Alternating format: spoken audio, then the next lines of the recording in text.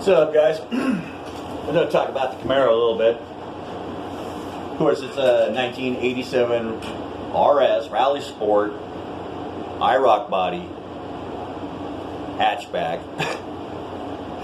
That's alright. It was on its way to the scrapyard. I guess it's better off it's going to be a stock car than a bunch of pop cans or soup cans or maybe even another car or whatever. Build a Daewoo out of it. Yeah, man. I'm going to set this car up. I ran a 350 4-bolt main, a 4-speed Saginaw with 456 rear end gears at a 3/8 mile track in Colorado. It was Rocky Mountain National Speedway. A lot of fun. My buddies and I, we had a lot of fun out there. We learned a lot of stuff. I liked everything that we learned. It was cool. So I'm going to put the setup in this Camaro. I ran the Nova that I ran in Rocky Mountain National, or on Rocky Mountain National Speedway down in Mojave Valley, and I think it was about 18 years ago. Anyway, when I ran it down there, it felt good. It was strong. I was running a 454 in it, so there's a lot of torque. So that there was a lot of torque going into that setup. So I'll have to maybe adjust that when I build the 350 for it. Maybe try to make it to where it puts out a lot more torque.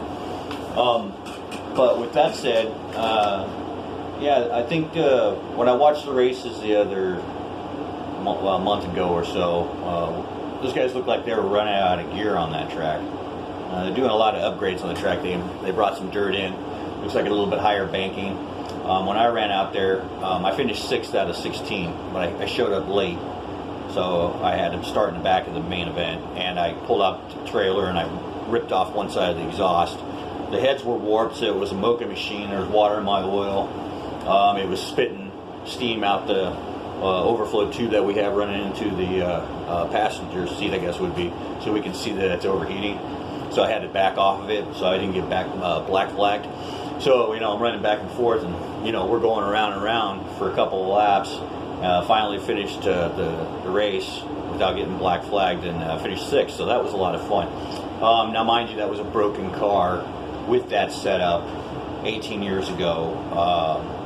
Now it's going to be a different track. It's still a 1/8 mile, and the track at Rocky Mountain National Speedway was a 3/8 mile. So the car was actually set up for the bottom of the track.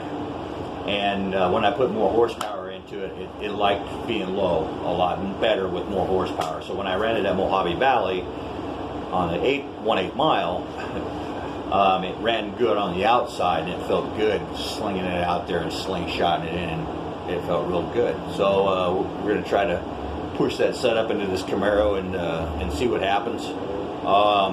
If anything, I guess all I have to do is change the rear end gearing. Kind of bring it back to like maybe a 410 or whatever. But that's all for this one. We'll get into it some more about the Camaro, but later.